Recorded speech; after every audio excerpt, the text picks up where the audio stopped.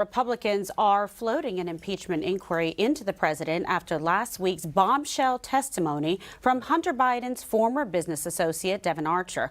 But a new poll shows dwindling support for an impeachment probe among voters. That's right. Chief White House correspondent James Rosen has more on this and a look ahead to President Biden's week on the campaign trail. So, James, how's the president's schedule at this point looking?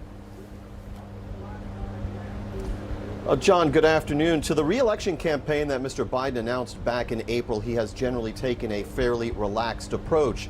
But this week's swing through New Mexico, Arizona, and Utah carries with it the air of an unofficial kickoff to a busier segment of this cycle for the nation's first octogenarian incumbent to seek re-election. In the 2020 contest, by the way, those three states that President Biden is visiting this week accounted for 22 electoral votes. At the same time, President Biden's job approval ratings remain mired in the low 40s, presenting him, according to the latest average of polls compiled by RealClearPolitics.com, with a 13-point negative spread to overcome. The latest Rasmussen Reports poll finds 52% of likely voters saying they believe Mr. Biden has committed impeachable offenses, but only 38% supporting impeachment proceedings against him, and that's down 4 points in 3 months. As well, the latest survey of voters in the battleground state of Michigan, conducted last Tuesday and Wednesday by Emerson College Polling, finds the incumbent in a dead heat with his predecessor and would-be successor, with President Biden and former President Trump each drawing 44% in Michigan. Finally, many Democrats have expressed concern about the impact that a third-party run could have on President Biden's re-election fortunes, and the Emerson poll bears that out. It finds former President Trump winning Michigan by 2 points if Green Party candidate Cornel West, the provocative professor at the Union Theological Seminary, is included on the ballot. And as John noted, just about an hour from now, President Biden will welcome the 2022 World Series champions to the White House, the Houston Astros. Back to you. James Rosen at the White House, thanks so much, and we'll check back in with you later. We're learning new details about the Biden family's foreign business dealings. According to text messages obtained by Just the News and provided to the FBI, Hunter Biden and a Chinese energy conglomerate struck a controversial deal back in 2017. They also suggest that the Biden family name and influence, quote unquote, were a key part of all of it. National correspondent Logan Raddick has more on the story. Logan, what more are you learning today?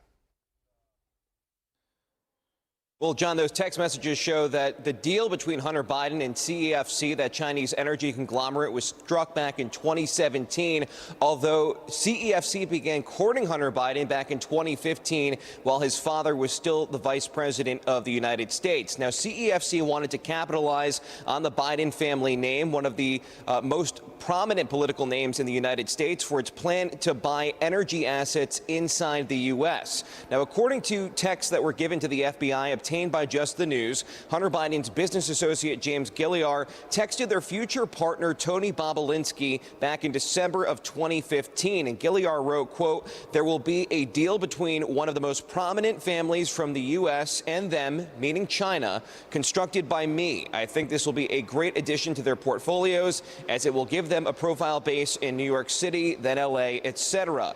The text message is just another example of Hunter Biden's clients and partners using his name and influence to woo foreign clients like CEFC. Devon Archer, Hunter Biden's former business associate, says then Vice President Joe Biden knew about Hunter's business dealings and was also, quote, the brand. He was aware of Hunter's business. He met with Hunter's business partners. You found a letter that illustrates that he knew me.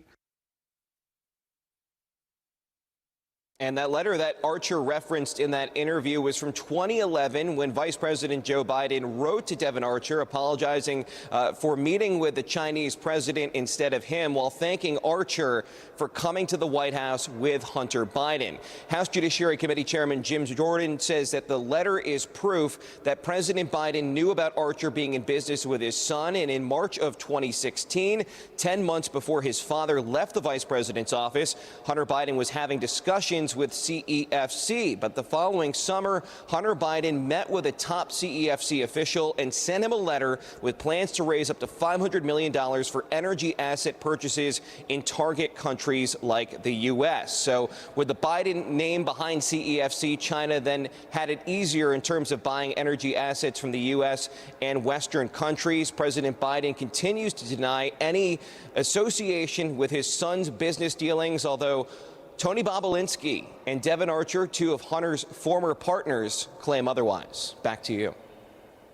All right, Logan Raddick, live on Capitol Hill. Logan, appreciate it. Thank you. And joining us now to discuss all this, senior advisor to President Trump, Jason Miller, is on the show. Good to see you, sir. Also with us, former California Congressman and Truth Social CEO Devin Nunes. Good to see you guys. Jason, let's start with you. So the evidence continues to mount against the Biden family, you know, as we were just hearing Logan talk about, as we've been reporting on the show, about its foreign business dealings, yet still no DOJ investigation. A new ad from MAGA Inc. airing this week hits on that point. I want our viewers to take a look at this, and then I want to get your thoughts coming after that.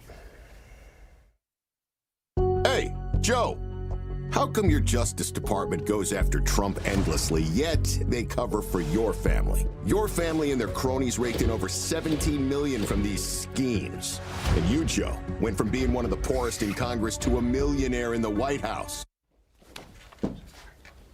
So President Biden just got back from a nice vacation, and today he's hosting the Astros, as you heard James talk about, but still nothing from him about any of this, and very little media coverage really over the weekend from most of the other networks. So, you know, Jason, do Democrats think that by trying to sweep this, seemingly, at least that's the way it's looking, under the rug, it'll go away? Is that the strategy here?